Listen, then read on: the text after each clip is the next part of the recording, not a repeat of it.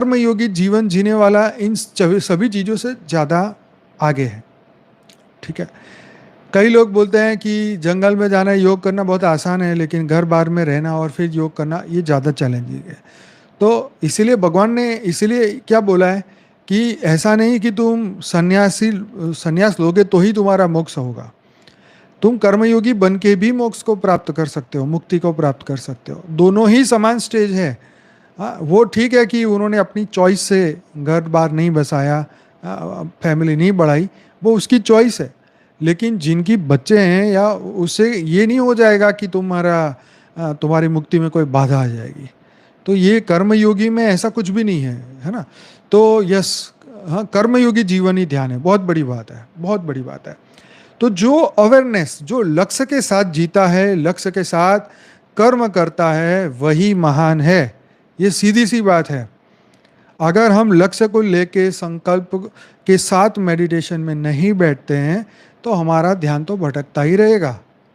हम ठीक है, हम पूरी कोशिश करेंगे उसको रोकने की, लेकिन रोकने के बाद भी कहीं तो टिकाना पड़ेगा ना। तो किस में टिकाएंगे? जागृतता में। पर कौन सी जागृतता? जागृतता तुम्हारे अपने स्वरूप की, है ना। जागृतता हमारे वास्तविक स्वरूप की। जागृतता हमारी कि हम परमात्मा का ही वो स्वरूप है, उसकी।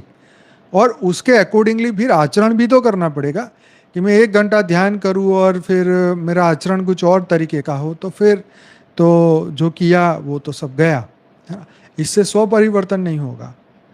तो ये ठीक है, कुछ लोगों के लिए, जैसे भक्ति मार्ग के अंदर भक्ति करते करते कुछ पल के लिए ध्यान हो जाता है कि भगवान की मूर्ति को देखते देखते उसमें लवलीन अवस्था हो जाती है कि उनको देखते रहे और पूरी दुनिया को भूल जाए। तो भगवान की एक छवि हमारे दिमाग में आ जाती है और हमें उसको देख के हमें शांति मिलती है, अच्छा लगता है। तो इसलिए सबकी अपनी अपनी तरीका है। अब आगे बढ़ते हैं। Breathing focus meditation to reach आत्म ध्यान और श्वासों का संबंध। तो ये समझते हैं कि जिस व्यक्ति की श्वास प्रक्रिया जितनी लंबी और गहरी होती है, वह व्यक्ति उतना अधिक दीर्घजीवी होता है। यह साधक यह चेष्टा करेगा कि हमारी श्वास लंबी और गहरी हो, ताकि शरीर को अधिक से अधिक ऑक्सीजन मिले। श्वास को लंबी और गहरी करने के लिए क्या करेंगे आप? कुछ करने की ज़रूरत नहीं है। स्वस्थ जीवन के लिए और आध्यात्मिक दिशा में प्रगति के लिए जो सबसे महत्वपूर्ण योग का बिंदु है, वह सिर्फ इतना ही है कि आपकी श्वास लंबी और गहरी हो। आप सबकी श्वास छोटी और उथली होती है। तो जिस व्यक्ति की श्वास प्रक्रिया जितनी लंबी और गहरी होती है, वो व्यक्ति उतना अधिक दीर्घजीवी होता है। वह व्यक्ति उतना अधिक स्वस्थ रहता है।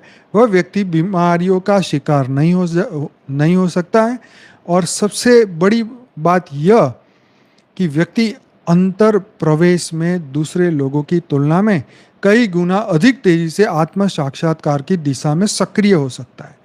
हर साधक ये चेष्टा करेगा कि हमारी श्वास लंबी और गहरी हो, ताकि शरीर को अधिक से अधिक ऑक्सीजन मिले।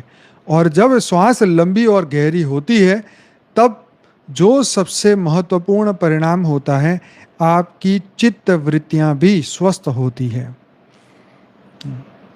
आपको क्रोध नहीं आएगा, आप एकदम शांत रह गए। अगर आपको क्रोध बहुत आता है तो समझ लेना आपकी श्वास बड़ी फास्ट एंड शैलो है। जिस व्यक्ति की श्वास जितनी अधिक उथली और तेज चलती है, वह व्यक्ति उतना ही अधिक चिड़चिड़ा होता है, उतना अधिक उसमें क्रोध होता है, उतना ही अधिक उसमें बेचैनी होती है, उतना ही अधिक ध्यान में गहरे प्रवेश की संभावना कम हो जाती है। श्वास को लंबी और गहरी करने के लिए क्या करेंगे? आप कुछ करने की ज़रूरत ही नहीं है। सिर्फ आपको इतना याद रहे कि श्वास को लंबा और गहरा करना है। तो अगर आपका ध्यान सिर्फ श्वास पर चला जाए तो श्वास लंबी और गहरी हो जाती है। जब ध्यान श्वास पर आ जाएगा तो आप ना तो व्यर्थ की बात कर पाएंगे, ना बकवास कर पाएंगे। जैसे मैंने कहा, अधिक से अधिक शांत हो, अधिक से अधिक मौन हो, व्यर्थ की बातें ना करें। यह सब चीज़ें आसानी से संभव होगी। आप जहाँ रहें, आपका ध्यान आती हुई श्वास, बाहर जाती हुई श्वास बना रहेगा। कहीं भी हो, खाना खा रहे हो, श्वास पर ध्यान रहे, पानी पी रहे हो, श्वास पे ध्यान रहे, तो सबसे बड़ा चमत्कार होगा। आपकी श्वास लंबी और गहरी होगी। और दूसरा चमत्कार होगा, तो इन्होंने पूरा फोकस जो है सांसों पे कर दिया। और ये बात सही है कि श्वास और विचार वायु कहा जाता है। विचार और वायु का एक कनेक्शन है।